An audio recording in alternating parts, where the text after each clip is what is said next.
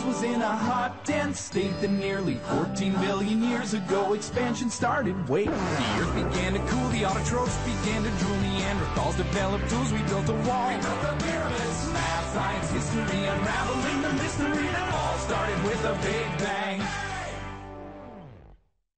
Então, na última aula, a gente viu sobre processamento de dados, que é o ato de transformar dados de entrada em informações de saída que sejam plausíveis para o usuário e como ele ocorre segundo algumas regras.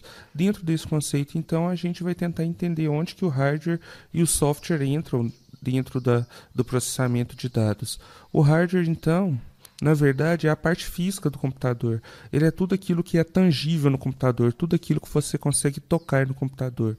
Ele é composto de gabinete, periféricos e memórias, sendo que o gabinete é aquela caixa metálica que todo mundo normalmente chama de CPU, que na verdade CPU seria o Core Processing Unit, né, ou processador, e então aquela caixa metálica é chamada na verdade de gabinete. Então, resumindo, colocando de forma mais simples, hardware é tudo aquilo que você chuta quando você está com raiva do computador. Já o software é a parte lógica do computador, aquela parte não tangível ou intangível, aquela que você não consegue tocar no computador. Ele vai ditar aquelas regras que vão dizer como que o processamento de dados vai ocorrer da melhor maneira possível para evitar a aleatoriedade e garantir a reprodutibilidade dos dados, ok? Então, o software são as regras. Ele também pode ser resumido como os programas que são instalados no computador. Então, de forma simples, software é tudo aquilo que você xinga quando você está com raiva do computador, porque você não consegue tocar.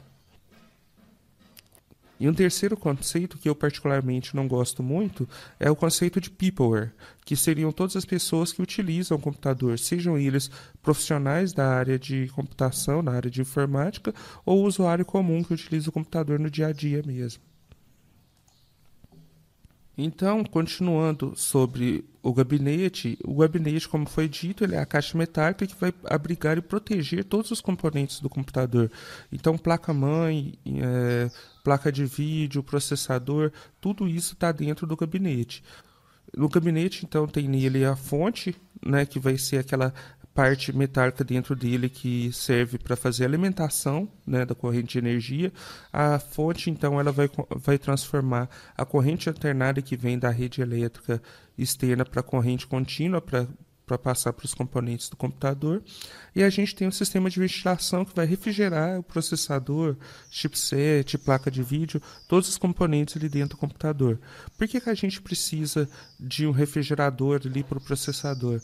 Se a gente for lembrar bem, a gente falou que, na verdade, um circuito integrado tem milhares de transistores dentro dele.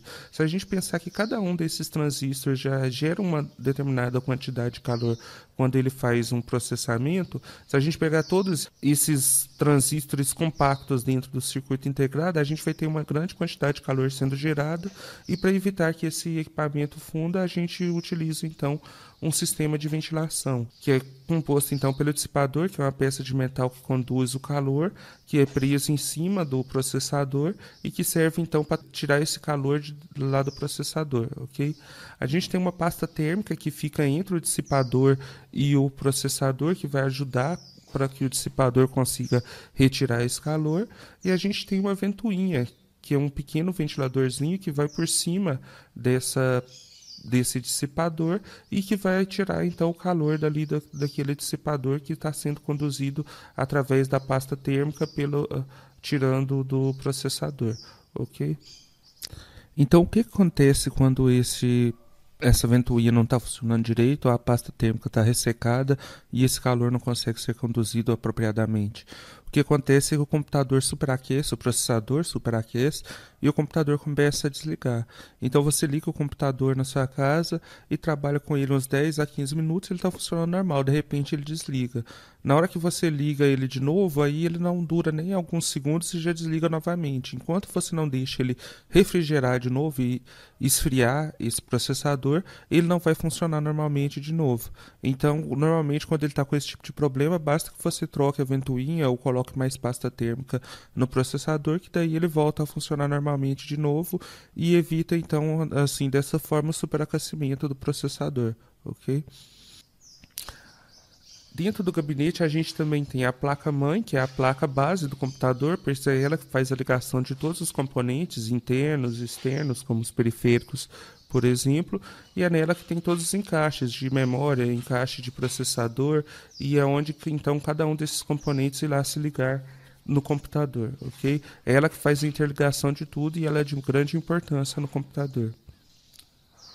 Além disso, na placa-mãe a gente tem o chipset, que é um conjunto de circuitos integrados que fica ligado ali naquela placa-mãe. O chipset ele tem algumas marcas que são conhecidas, como Intel, VIA, CIS, Ali. Intel é a mais famosa delas.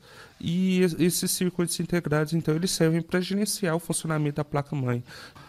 São eles que vão dizer como os dados irão transitar na placa-mãe, ok? E a gente tem dois chipsets aqui principais, o North Bridge e o South Bridge.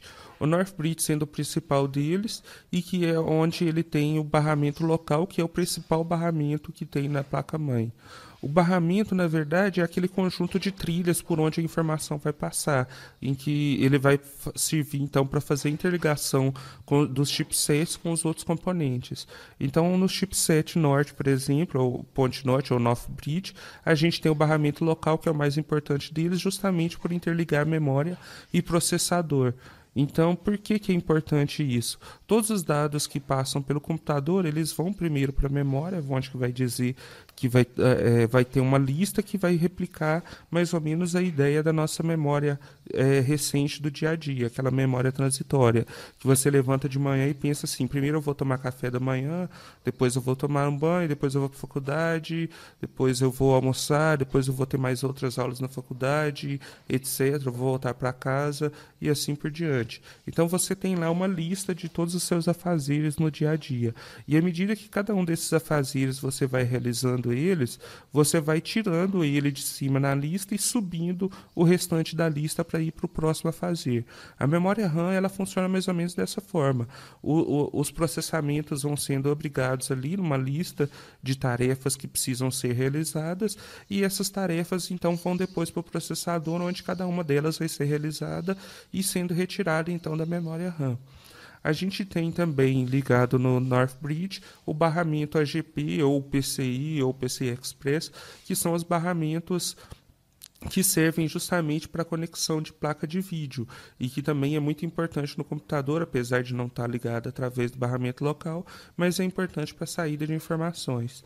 Já no chipset Ponte Sul ou South Bridge, a gente tem USB e IDE, por exemplo, sendo que eles não são tão importantes primariamente para o computador, eles são importantes de forma secundária.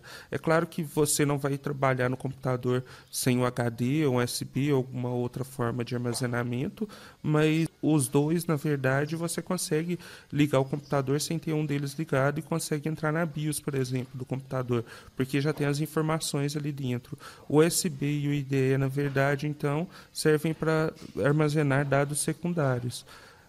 O IDE, na verdade, é também um barramento que é utilizado não só no HD, mas também em drivers CD. E hoje em dia, normalmente, no HD, a gente já utiliza conexões do tipo SATA, certo?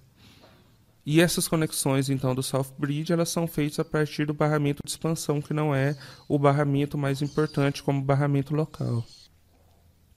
No gabinete, então, a gente também tem a bateria, que ela serve para alimentar a memória de configuração do computador, ou a memória CMOS, e ela serve também para poder manter horário, data do relógio do computador atualizado quando isso está desligado.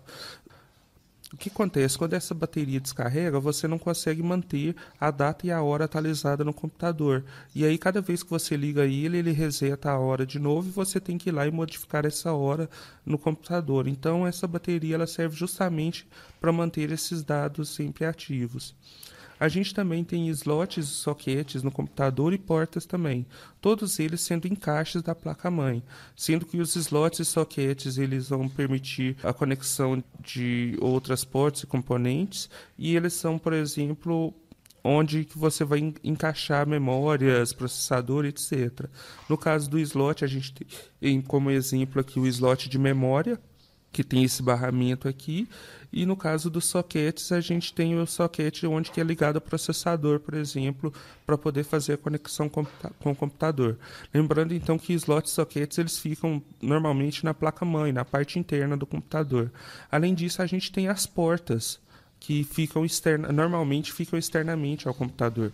A gente pode até ter porta USB dentro do computador também, mas normalmente a maioria das portas ficam externamente, na parte de trás do computador. Então, um exemplo que para lembrar facilmente é a porta USB, certo? Essas portas, então, elas vão servir para ligar outros periféricos ao computador através das conexões com os cabos dos mesmos, como mouse, teclado, impressora e assim por diante. No gabinete também, a gente tem o principal componente de todos, que é o processador. O processador ele é o principal componente porque, se a gente for lembrar bem, a informática visa o processamento de dados com a maior rapidez e maior segurança possível, e o computador, então, é a máquina que serve para fazer esse processamento de dados com a maior rapidez e a maior segurança. Logo, o processador vai ser a peça mais importante porque é nele que acontece esse processamento de dados. E a gente tem dois tipos de processadores principais. A gente tem o processador de sistema dedicado, que é justamente aquele processador que vai, por exemplo, na cafeteira ou na torradeira, que ele já vem de fábrica pré-configurado e que ele só vai ter aquela função exata para a qual ele foi fabricado, como, por exemplo, desligar a cafeteira no momento certo. Já o processador sem uso específico, que é o que tem no computador, ele serve para processar qualquer tipo de dado. Então, lembrando lá da frase da Ada Lovelace sobre a máquina de Babbage, que essa máquina, na verdade, ela poderia processar qualquer tipo de dados, incluindo música, vídeo, etc. Então, o processador sem uso específico do computador, ele também serve para isso. Ele serve para processar qualquer tipo de dado. E ele é interessante dele que ele tem um número ilimitado de instruções. Você pode, a partir de softwares que você instala no computador, modificar como essas instruções vão operar para poder processar qualquer tipo de dado. Ok? Então, fazendo operações matemáticas, transferência de dados, controle de entrada e saída de dados e assim por diante.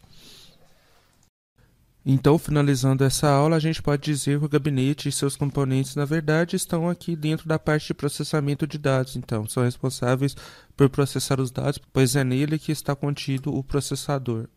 Até a próxima aula.